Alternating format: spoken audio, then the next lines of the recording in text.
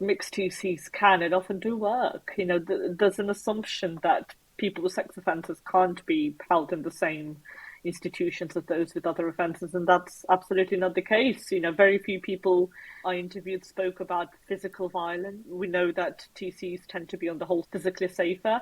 Yes, they might have experienced belittling language and other sort of behaviours that were unpleasant, but I heard nothing like physical violence, getting beaten up or threatened. Hi, I'm Naomi Murphy, and this is the Locked Up Living podcast, where we talk with a wide range of people about harsh aspects of institutional life. We also explore some of the ways to overcome them and to grow and develop. I'm David Jones. So join us every Wednesday morning, 6 o'clock UK time, for a fresh podcast. Today we're meeting with Anna Kotova and Geraldine Ackerman, and Anna is a lecturer in criminology at Birmingham University. Her teaching and research interests are in prison sociology and the collateral impact of imprisonment on families of prisoners. She has researched the impact of long sentences on partners of prisoners in the UK, the experiences of prisoners serving sentences for sex offences in TCs, and the use of video call technology in prisons. She teaches criminological theory and punishment in a global context. And Geraldine Akerman, who we've met before, she's the first returnee of our podcast series, is a forensic psychologist who worked at HMP Grendon for many years and now works for the NHS. Welcome to both of you. Thank you very much. Lovely to be back. Thank you. Good to meet you, Anna, and also really nice to have you back on, Jerry, after you were on previously. I think we both really enjoyed your paper and we're really interested to have this conversation today. I think whilst all violent offending has the potential to be very damaging, sexual offending tends to be treated as if the impact is always much worse for victims and their families, and it seems even harder to have a balanced discussion about this kind of offending than other types, with all forms of sex offending generally being lumped together. Can you tell us how you came to do this piece of research, what interested you in it, and how it came about? So Anna and I had sort of met through the University of Birmingham, where I also do a guest lecturing, and we'd talked a lot about this of how people who've had sexual offences committed on them, and have also gone on to commit sexual offences, and how those two things can be so difficult to talk about. Particularly in therapy, where we know things can be very in-depth. So thinking about how people could talk about things which are both sort of stigmatised in a very shame-inducing. So that the fact that people have talked about it, we wanted to ask really what made those people able to do that, so that we could also help then people in the future. Do you want to add to that, Anna? Yes, I think the priority was to identify a gap, so to speak. And what was really interesting for me is, as someone who's not a forensic psychologist, is to really unpack those social relationships, because we know that sexual offences are the most stigmatized, or one of the most stigmatized in a prison setting. So it was really interesting for me to know how is that navigated in a context where openness and transparency is almost presumed or built into the institution, when we know that it's one of the hardest things to talk about. And so that's where I came from, really. And then I sense checked it with Geraldine, and in fact, there was a gap in the literature. We applied for a small research grant and were successful. So we're very grateful to NOTA for funding this research. And yes, and the paper is the end product of that small but really important project. Thank you. And you conducted your research within therapeutic communities, and you refer in your paper to therapeutic communities operating within 3 moral dimensions. Could you say what you mean by this, especially bearing in mind that some of our listeners won't be that familiar with therapeutic communities, perhaps? Yes, so everything in society has a set of moral norms, and by moral norms we mean here a sense of what is right and what is wrong. And sometimes they are contradictory depending on the context, sometimes they're complementary. And what we argued that in a TC you have the institutional set of rights and wrongs, right? So these are the prison rules, the rules that are set up by the institution. You also have what we call the con code, which is the unspoken, unwritten moral code of prisons. So this normally includes things like not snitching on each other. This includes also things like stigmatization of men with sexual convictions. So the moral hierarchies of offences. And then you've got societal norms, norms of the outside society, the rights and wrongs, and this also stigmatizes sexual offending to a large degree, but also stigmatizes men who were victims of sexual abuse. There's a huge degree of social stigma around men who've been abused, normally with stereotypes around, you're a man, you should have prevented this, you could have protected yourself. It's seen as a lack of masculinity and all of those stereotypes that are inherent. And what was really interesting is how these three moral planes, the institutional, the con code, and social morality, played out in a context which was very morally laden, because TCs are all about, or they are intended to open up a moral dialogue. It's intended to help people talk about why they offended, the problems they faced, and how to make sure they don't offend again. And so it's a very vulnerable place. It's a very moral place, and yet morality in it is very messy. And so it was really interesting to explore that and how it shaped the relationships within TCs. Thank you. Did you want to add anything, Geraldine, to that? No, I think, as Anna said, it is thinking about the people in TCs are from society outside, and so they are a sort of microcosm of society outside, and so the people in them at any given time can really affect how things are, the culture, and how that can change depending on who's in the TC at the time. And so what we often find, or I think we normally always find, anybody taking part in research has a reason to do that. So often people who take part in a research have strong views about something and want those sort of views to be known. But it gives them a voice where they might not have had a voice, which we wanted to do, really. We really wanted to try and help understand this whole process within a TC. Thank you. And in your paper, you also use the term lateral penal power, which might be particularly relevant given the context that your research was conducted in. I wondered whether one of you could explain what you mean by this. Yeah, so by lateral power, we mean the horizontal social relationships. So these are relationships between men in TCs who are called residents rather than prisoners. So we were interested in the power relationships and power dynamics between residents, as opposed to the more frequently studied dynamics between the institutional power, which is officers, governors, civilian prison staff. And so we were really interested in this place, which is meant to be very compared to mainstream prisons, much more democratic and much more flattened in terms of power inequalities.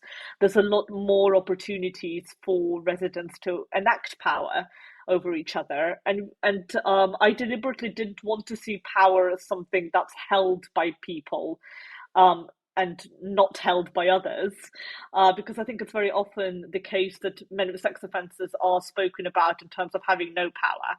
Power to me is something that's negotiated. It can be claimed, it can be taken away, and it's relational. It flows between people rather than being something that is possessed by people.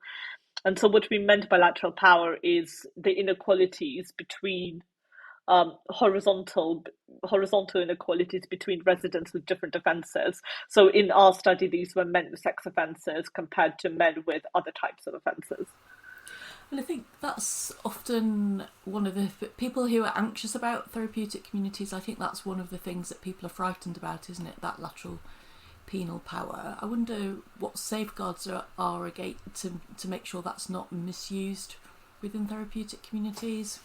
Well, I think often the staff will be very, really be aware of that and how power's shifting, as David will know. And we have annual reviews of where peers will come in and sort of see how we all are, look against the standard of a TC.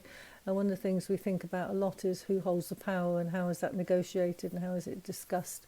And so again, you could have a person who's committed a sexual offence could well be in a position of power based on a number of things. It could be because of their personality, that they're a person that likes to be in that position, or it could be that people have chosen them because they think they might be easily manipulated. So there's loads of reasons. So we'd always be looking at those sorts of considerations, really, and to think about how has each individual got into a position of power, and are they, just as we would with staff, really, and are they using it or misusing it? So we do think about that, to think about how they're using power. And it sounded like you were saying because of the con code that and the moral hierarchy in terms of offences that people who've committed sex offences are particularly vulnerable within this lateral power organisation. Is that always the case? I think it can often depend on the individual, because some people attribute how they get treated by others to their offence when it might well not be that. I mean, I think that's something we saw, it came out in the research and I've seen over many years. So people will think, oh, they look at me like this or they treat me like this because of my offence, when often it's not that. It could be their personality, it could be lots of other reasons. So I think that's something we consider, really.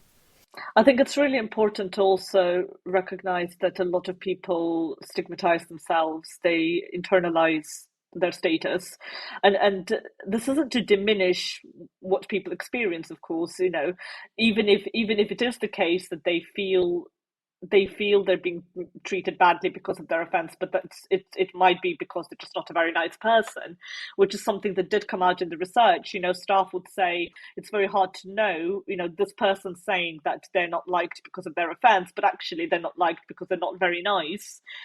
So their offence has very little to do with it. But if the person themselves feels it's because of their offence, that matters, and that's important because that is part of their experience.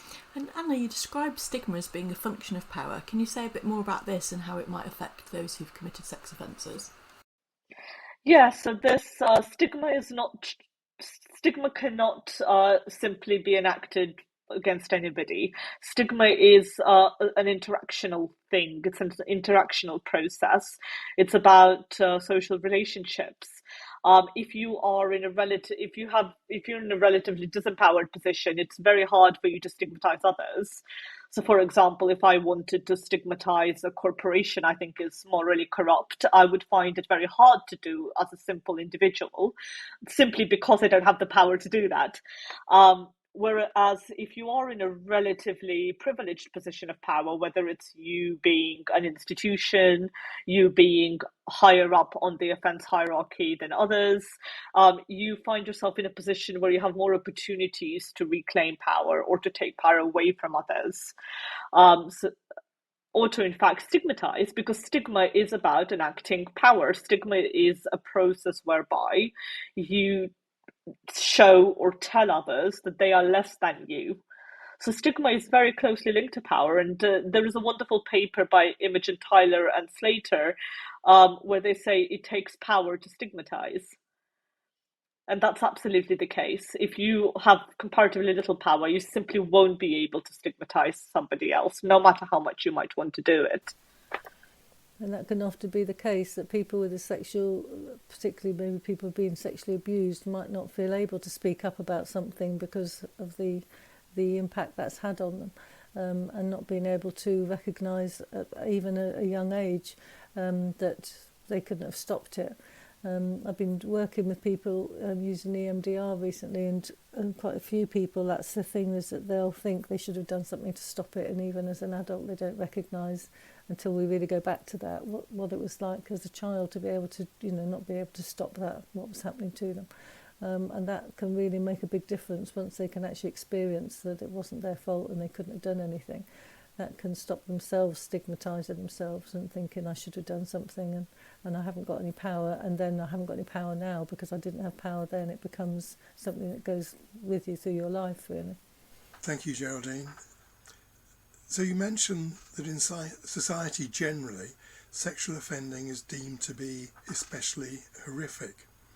So I wonder if we can have a bit of a conversation about that, because you'll be aware, of course, that Freud talked about polymorphous sexuality existing within the young infant, and of that being gradually coming under the control, the command of the social norms, which of course evolved over the course of many thousands, many tens of thousands of years, along with sanctions against things like incest, for example. And he suggested that this was often associated, or became associated, with the disgust reflex. Do you think so that this kind of anger and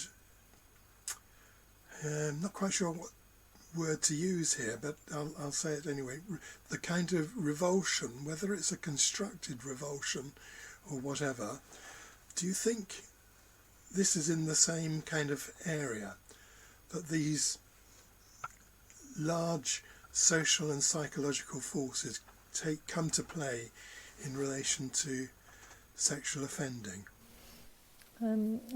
Yeah, that's a big question. I think, Freud, as we I think most people consider that he was really ahead of his time in being able to sort of consider some of these things that had never really been spoken about before. And I think sometimes people think, oh, well, that was a long time ago and things have changed. But I think he did have good ideas to begin with. But I think generally they've been built on since and looked at sort of slightly differently, and not as in the sort of extreme ways he thought about them. But I think he would often think about people who were being abused, that it was a fantasy, that it hadn't actually happened. And I think we and society can sometimes think that as well, because it's almost unbearable to think it is happening. So I've often experienced in the TC where somebody will disclose they've been abused, and people were like, oh no, not again, that couldn't have happened, and they just don't want to believe it, really, because you want people to feel safe in their own home and feel safe with the people that should be caring for them. So I think, I don't know if that was what was going on for Freud when he heard this, of thinking, oh, it's unbearable to consider that.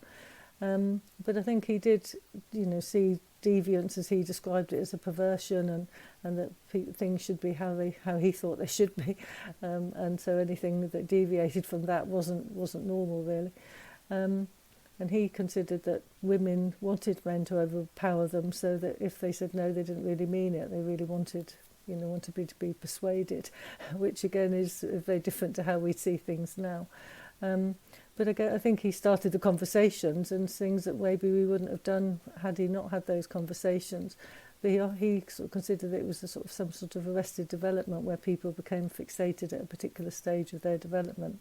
And so, again, that's something that's still considered, I think, in some areas of what might somebody might commit a sexual offence because they're, for instance, attracted to children, which started when they were the similar age, and they just didn't develop up to being sexually attracted to adults.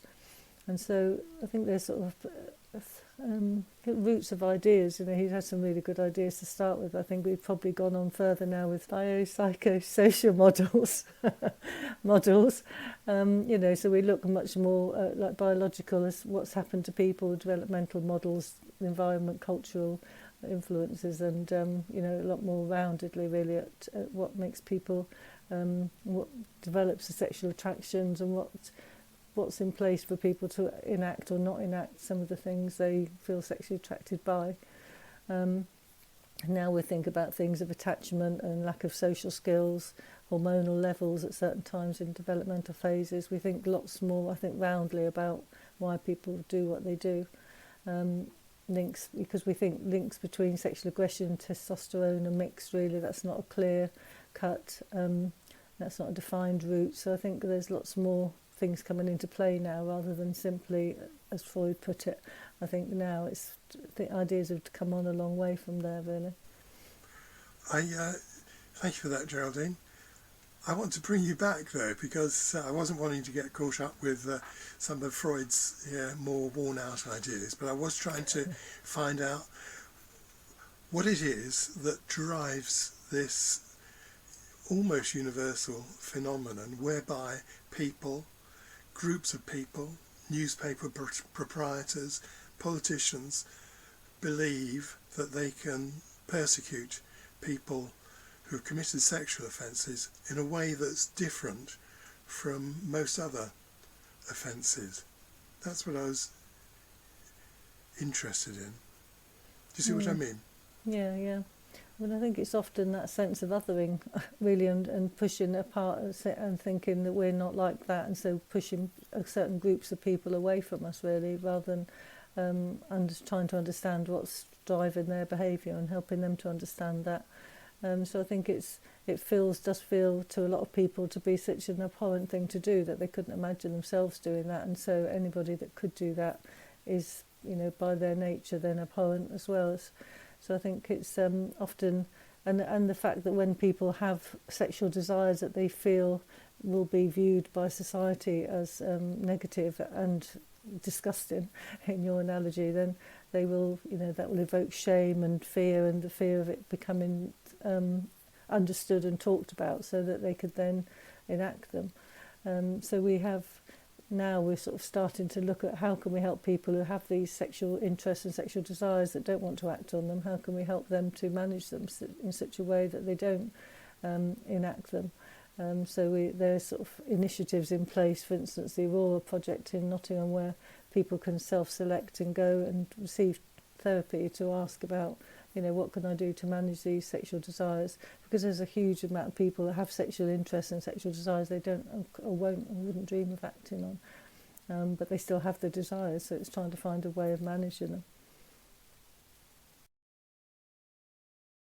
Interesting, isn't it, when you think about that hierarchy? Because actually, if you commit the act of murder, you won't be viewed in the same way as if you've committed the act of rape, for instance, in prison, and yet rape offers the scope of you can come back from that. You can have therapy. There is some potential for growth and recovery and healing.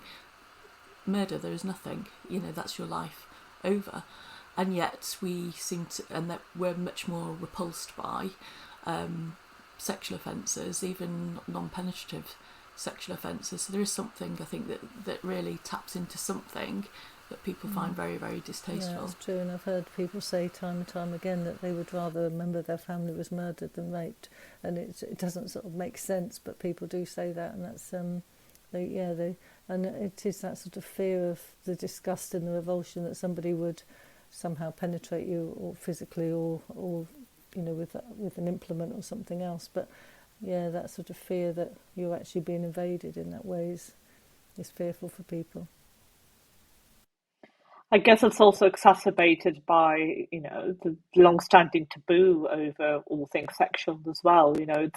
There is something deeply personal. There's something deeply taboo about sex overall, isn't it? It's private. It's not something that we're not meant to talk about it. We're not meant to, expose children to it.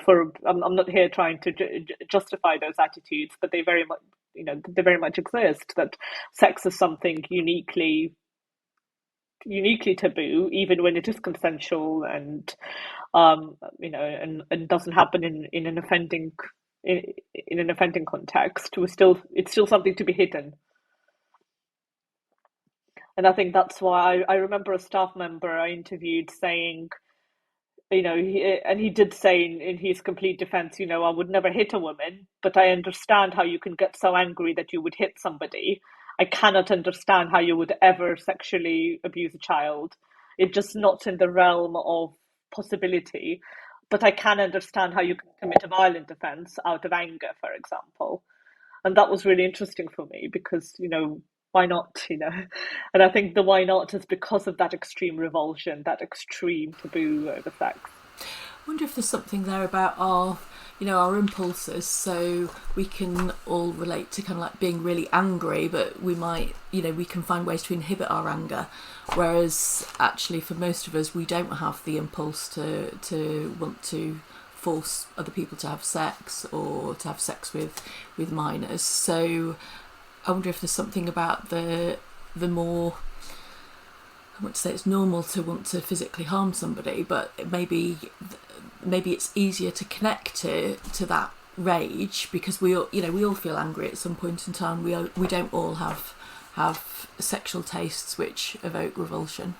Yeah, one of the sort of concerns with people coming out of custody with MAPA and the police and different sort of groups will discourage people with sexual convictions of spending time together, almost as if just by being with other people they will then, carry on talking, and they'll want to, and those people will support your beliefs, and so you're more likely to carry on and offend again, which is not, I don't think, the same for people that have committed murder or robbery. And although generally people aren't encouraged, I think there's sort of an obsession almost with people who committed sexual offences.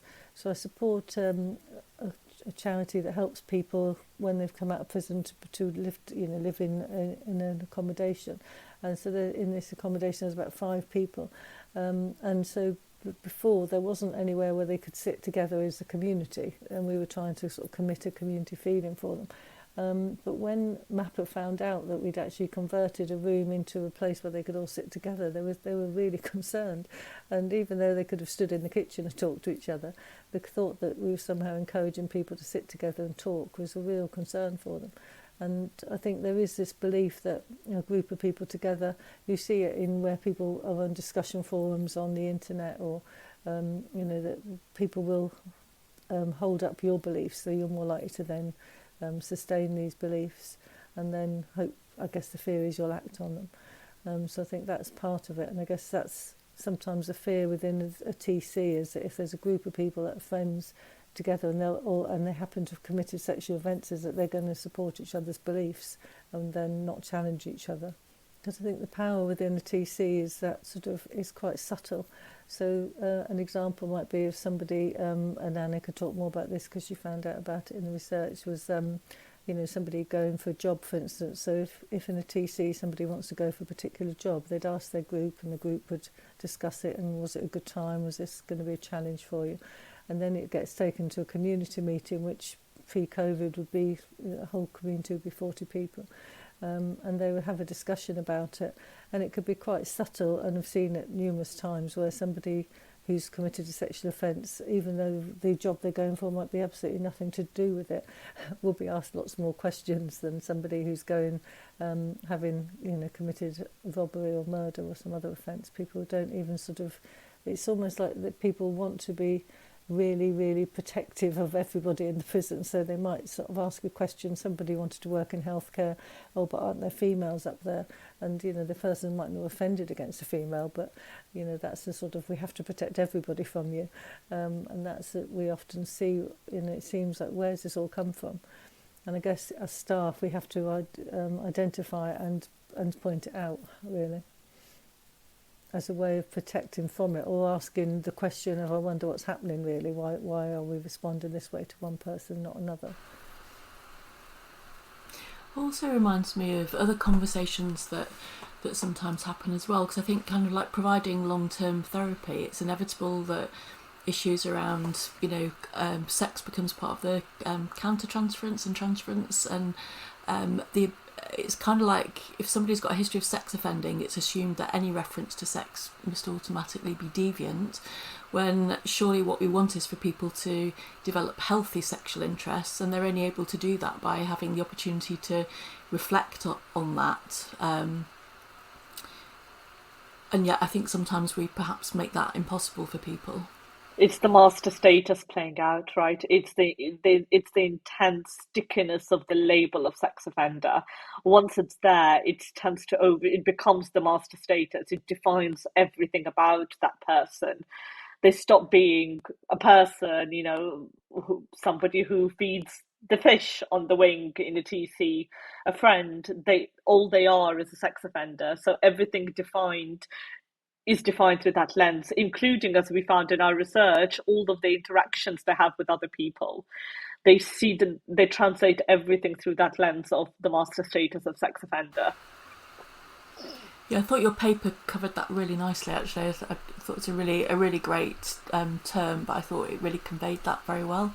I mean, as Anna said, they stop being a father and a son and all the other things all people will see them as, which is a very sad situation, really. Okay, we ought to move on, perhaps, although I do want to say that I think the remaining issue is to do with the taboo, which Anna was mentioning, and because what that really means is that things are hidden or secreted away, and so the male fantasies get denied, but still acted out. I mean, if you look at across the whole sort of panorama of advertising and films and the arts, you see all of these fantasies acted out. So they're all kind of there, tucked away in the human psyche, but the taboo, as it were, clamps down on them, and then it's much harder to work on them. Anyway, that's just what I think. You touch upon the phenomenon of perpetrators as victims, and I wonder if you could say a bit more about that. Yeah, so we know that a large proportion of men who commit sex offences have histories of sexual abuse. And it's really important here to say that the research does not claim any causality. In fact, it hasn't been concretely shown that being sexually abused as a child will cause you to go on and commit sex offences. But it is definitely a notable minority in the research that there's a correlation for whatever reason. And the causal question was not important at all for the purpose of our research. And what was more interesting is the fact that, it's a fact that a lot of people in prison for convicted of sex offences have histories of sexual abuse. And what that means is, and as one resident put it, they have to walk a tightrope between these two identities, because on the one hand, they're an offender, and on the other hand, they're also a victim of the same type of offending and an intensely stigmatized form of offending at that. This isn't to say that other people are not also victims. We know that the vast majority of people in prisons have histories of trauma, physical, emotional, sexual, exclusion from school, mental health, all of the menu of problems that people in prison have. And yet what we found was that where it seemed to be especially difficult for men with sex offences to talk about their adverse histories. Even talking to me as an interviewer, they seem to feel the need to justify that they're not making excuses. They're not saying that being sexually abused caused them to offend. And in fact, none of my participants made that claim, but they were at pains to emphasize that. And in fact, some reported, being challenged when they spoke about their abuses, and most of them were abused as children. And one would think, what could be more horrific than being sexually abused as a child? But I had one participant who would say when he started talking about being sexually abused as a child, he had other residents say, "But how could you have gone and done the same thing if you know how awful it is?" Whereas the person making that challenge committed a violent offence and would speak about being bullied and beaten as a child. So a very similar process, right? And yet they weren't challenged. So I think the taboo aspect of sex offending also made it incredibly difficult for them to lay any claim to victimization at all, or at least made that claim much more tenuous, because the fact they offended seemed to overshadow the fact that they were also victims. So there was a sort of double layer of stigmatization there. And of course, shame about being a man who was sexually abused.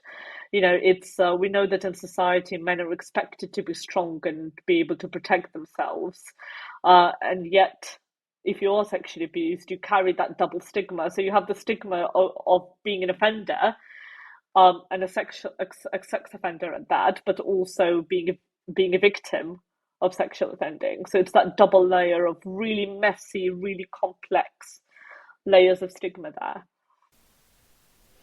And I suppose we know that if people view themselves in that particular way, they project that other people are going to be thinking the same way about them as well, when they're often not thinking that at all. But they often will think, yeah, that goes back to that point of whatever they look through the lens of, this is how people view me because of what's happened to me and what I've done to people. Great.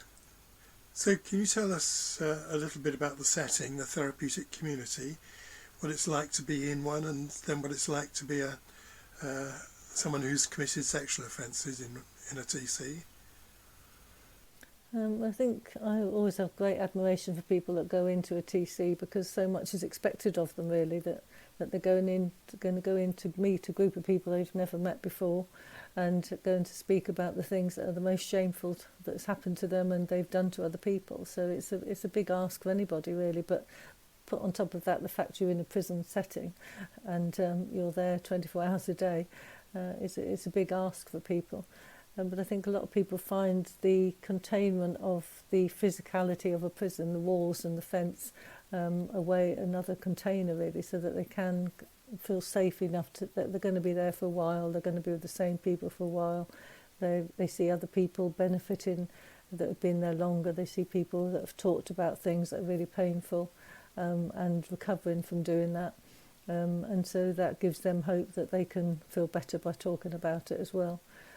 So they would go in and spend that much time together throughout the day. After groups, they would clean together, wash, do cooking together, go to education classes, spend the rest of the time around each other.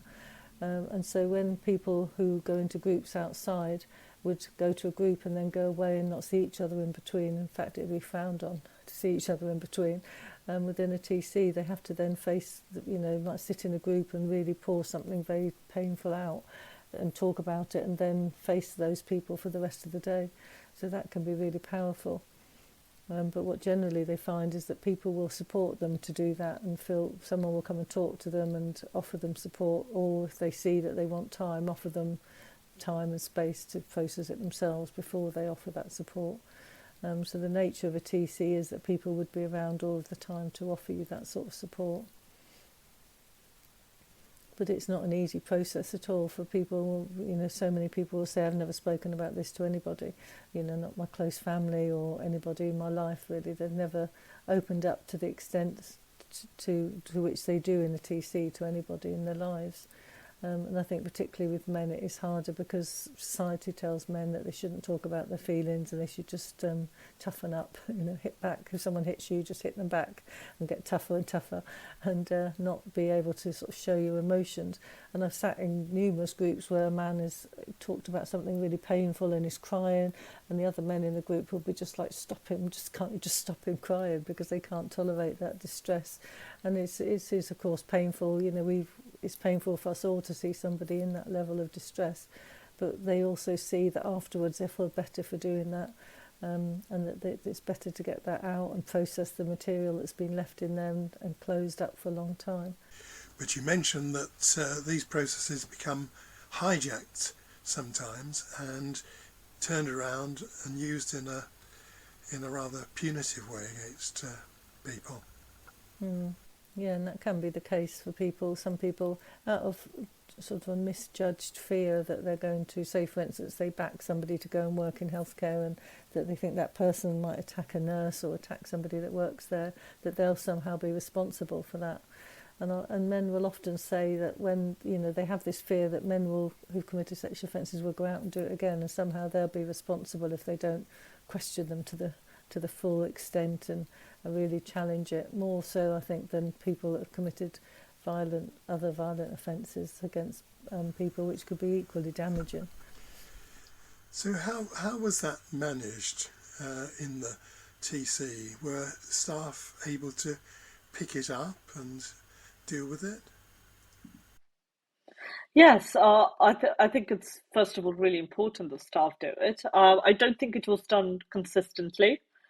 I think, and as Geraldine mentioned before, it's very hard to pick up on these nuances, and it's also very tricky because it's a social interaction, right? So a lot of staff expressed a concern that if they stood up for somebody, that would kind of shine the limelight on them and put them at a more risk of retaliation from others, perhaps, or shunning from others.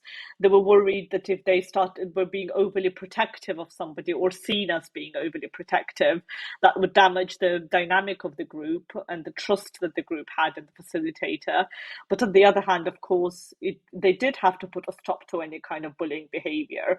So it was really hard to do, and people are not perfect. So sometimes residents would complain that staff didn't intervene when they felt they should have intervened.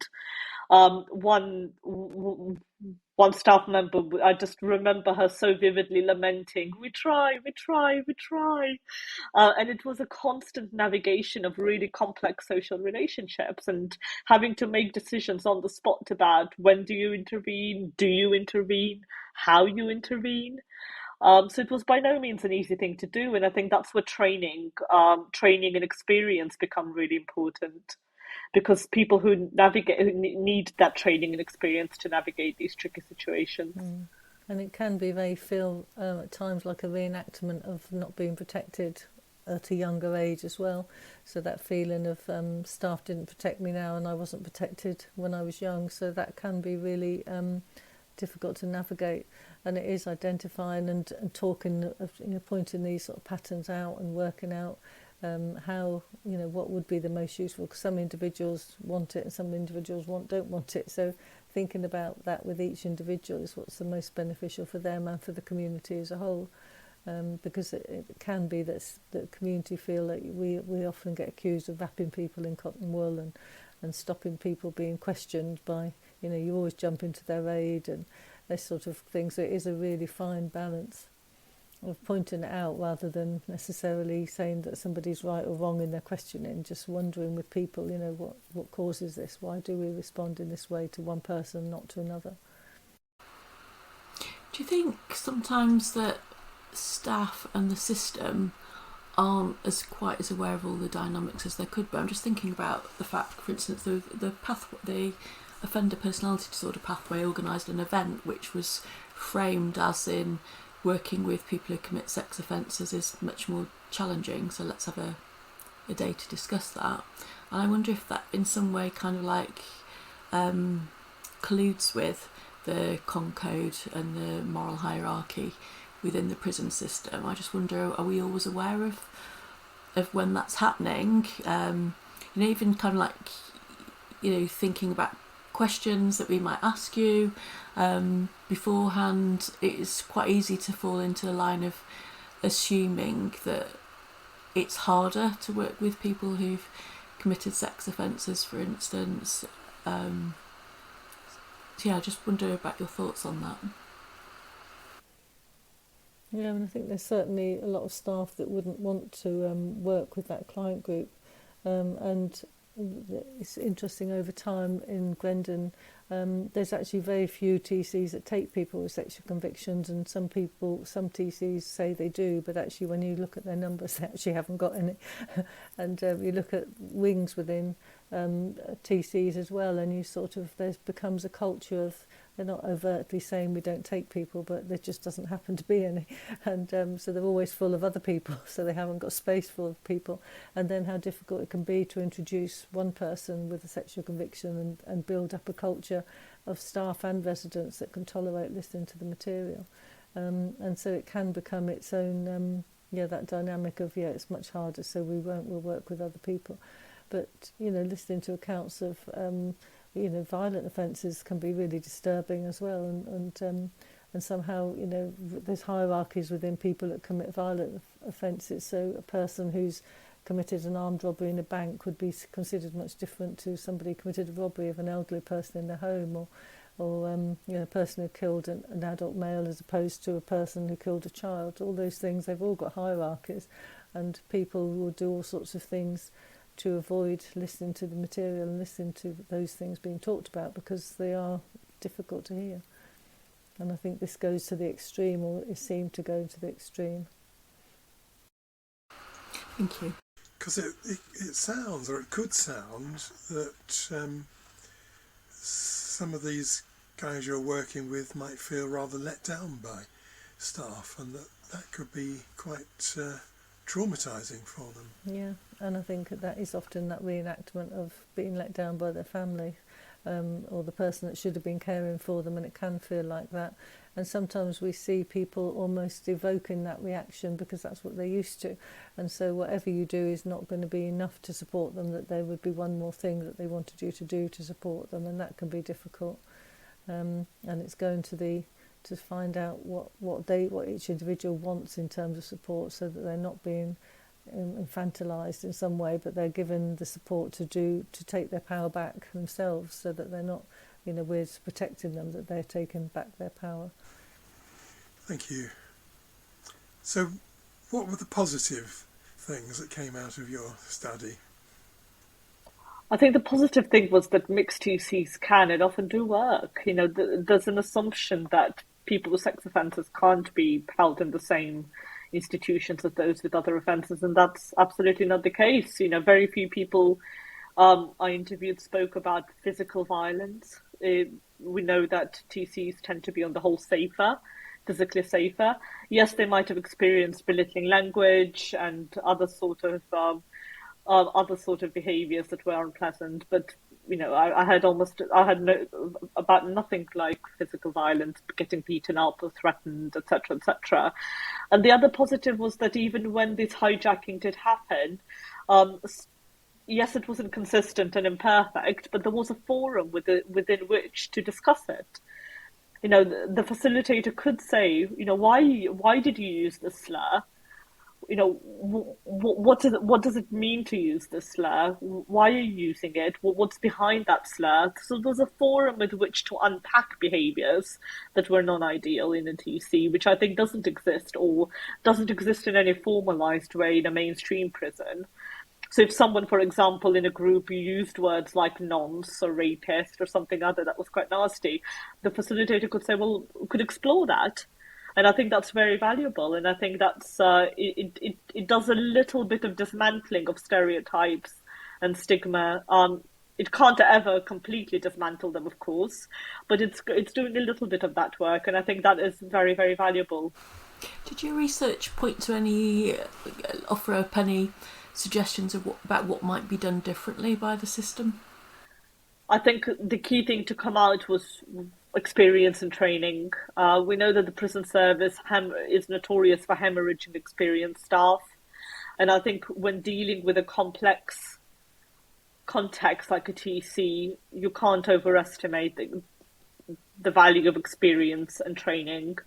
And I think that it cannot be overemphasized. I think there needs to be a lot more of that, because I think a staff member who's equipped to navigate it can be an absolute asset to the rehabilitative work that TCs aim to do. I don't know if Jerry has any other thoughts on that. No, I agree with that, and I think also giving the people a chance to voice their feelings, I think was really positive, and to talk about things that are usually taboo and not able to be talked about. So I think that was a real value of the research, that people could say how they felt, and that could be processed and hopefully something done about it. So I think that's very powerful as well. And to their credit, they absolutely did. The fact that people were so candid and so open with myself as a complete stranger was an absolute credit to them and to the TC in some respect, that was empowered within a TC setting. Thank you.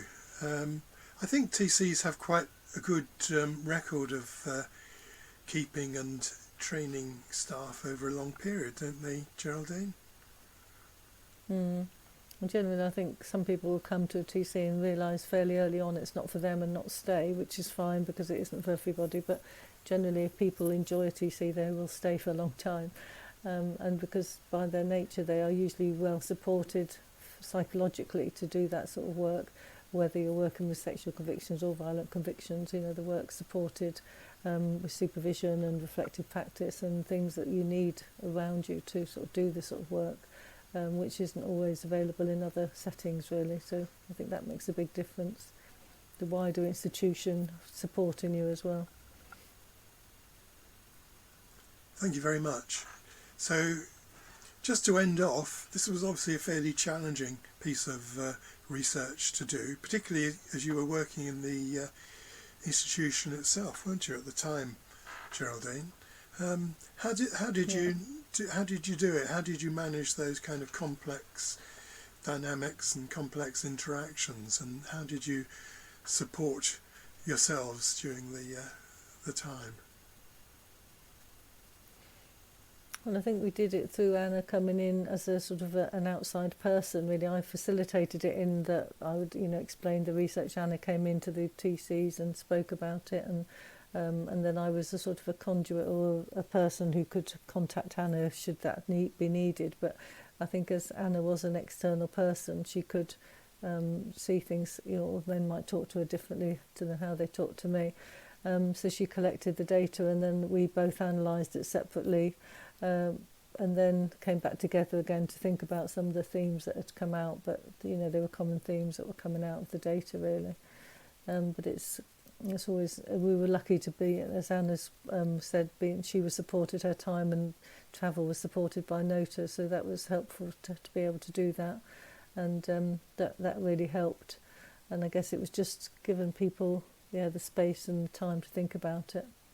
Yeah, it was definitely very, very important ethically that people didn't feel compromised, and therefore it would have been ethically completely inappropriate for Jerry to interview residents and colleagues.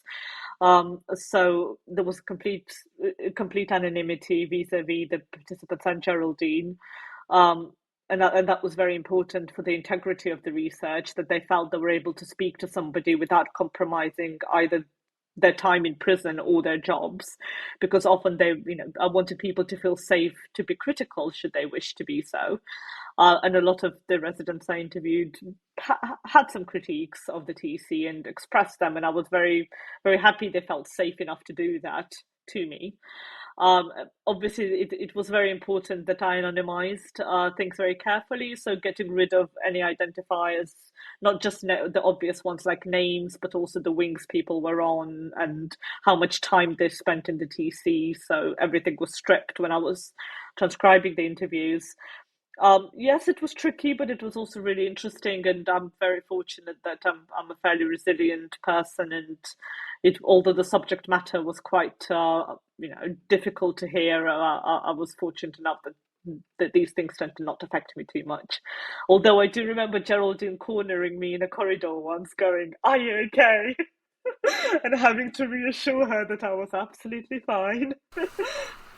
Well, I suppose, Anna, we're interested in what makes you be okay with it, given it's a piece of work that we know that lots of people wouldn't be interested or wouldn't be willing to do. So there's something about you that makes it possible to do that work. And I suppose saying I'm resilient feels a little bit dismissive of your how do you cope with that kind of material? What gives you a strong enough stomach to be able to do that work? I guess I'm basically unflappable anyway. I'm very difficult to shock by whatever it is. I don't find horror movies scary and anything like that. I guess it's also, on a more serious note, just seeing people. These were people I was talking to, people who've done something very bad, but they were people.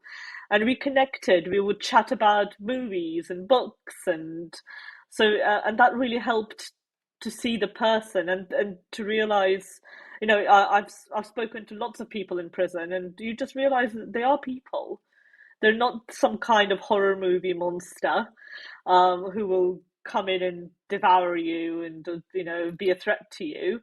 They were just people that you could sit down and talk to. Yes, there was obviously security measures I had to be aware of in case I did feel at risk. And I was fortunate enough that I never did feel that. Everyone was always very appropriate and so on and so forth. And I'd had the training, which the prison very kindly gave me beforehand. But yeah, just realizing, I think the overwhelming emotion I felt was sadness rather than disgust or anger. It was just sadness that these people's and their victims' lives were to put it mildly, not great. Not only did they themselves experience abuse, but they also created victims in a particularly horrible way. And that's just a whole load of sadness. And you've got to realize, and I think once you realize that, once you see humanity, it becomes very easy to then not feel anything stronger or more, not to feel revulsion or disgust or hatred or anything that would cause maybe more mental trauma. I did have to have a lot of ice cream and Disney movies during field work, but that was basically it. That was my self-care. I remember one of the times I met with Anna, I think it was before she did this research, she'd been up all night watching the Lord of the Rings films. You'd queued up, didn't you, to stay over, watch it overnight, watching the whole lot of them in a cinema, and then makes a long journey down from Birmingham to do her research. Not the wisest decision I've ever made.